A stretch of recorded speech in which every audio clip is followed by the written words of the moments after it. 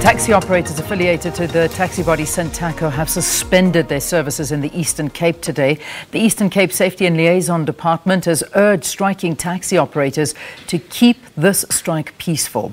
The demands of the taxi operators include an adjustment in the Scholar Transport Agreement due to the fuel price increases, and also that public drivers' permits be valid for 5 years instead of just 2.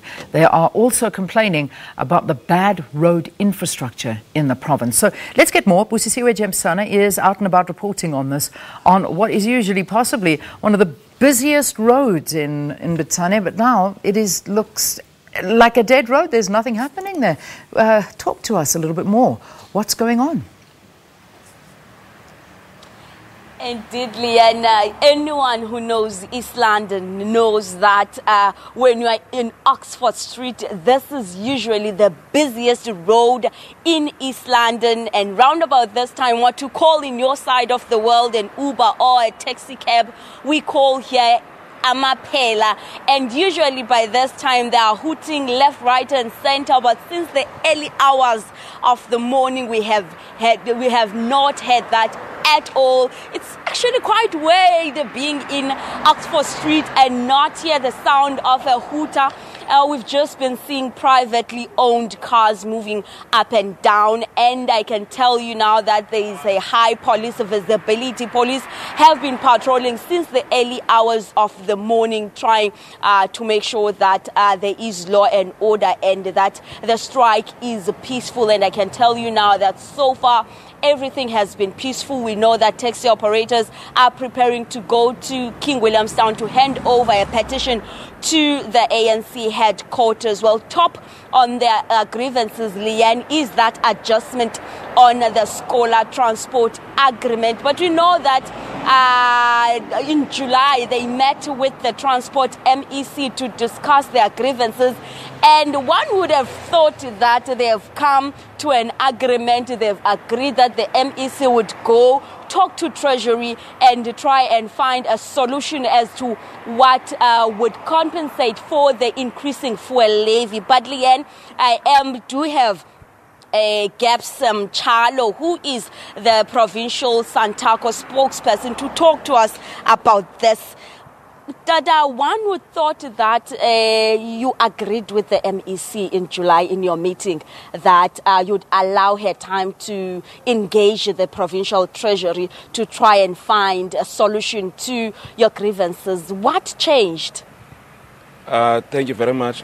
Yes, we agreed in July that we would give her time to process the escalation of fuel, the escalation fee. However, time has passed now without any communication, without any response or feedback from the MEC. And we engaged numerous political figures like Mr. Phumulo Moswale, the Premier, the current chairperson of the ANC in the Eastern Cape, Mr. Mabuyane, who is also the MEC for the very same department that is supposed to release the funding to the Department of Transport, which is the Treasury. So we find it very strange that since July, it's difficult for Mr. Mabuyane, the MEC of Treasury, and the chairperson of the ANC in the province to release the necessary funding to the Department of Transport so that they can facilitate the fuel escalation fee. But one of the concerns that you discussed with the MEC that would be somewhat a difficulty in trying to find the escalation fee was that the fiscus is already strained with the high unemployment rate in the province, poverty and other needs that need to be addressed, and therefore it would be difficult to redirect funds to the escalation fee. Don't you think maybe the problem is there, that they have not found a budget to allocate to you? That is not the correct approach for them to use, because we have been knocking on the door for this escalation fee since 3 years back. And the Department of Transport took over the contract, or the Scholar Transport contract, from a company called One Future, who were processing this escalation fee.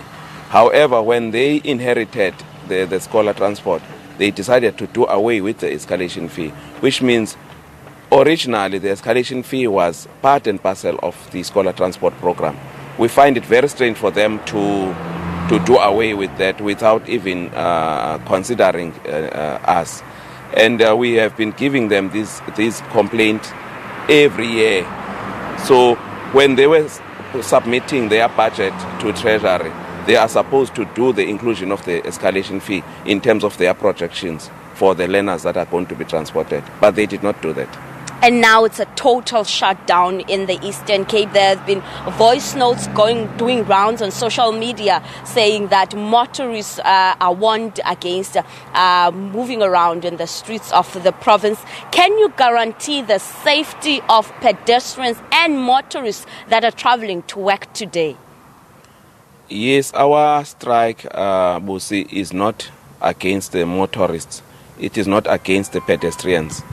It's against the Department of Transport, especially the government and the ANC. And our mandate that we gave to our operators was to stay away from the roads, park our taxis in the yards, and we don't deal with normal operators like the private cars that are driving up and down, but we focus mainly on our taxis. That is the message that we send to them. Mr. Mchalo, thank you so much for your time. Well, Provincial SANTACO spokesperson guaranteeing the safety of motorists that are traveling to work today. We know that from here, every taxi association will converge to King Williamstown to hand over a petition to the provincial ANC headquarters. Well, it's back to in studio off to the sports desk.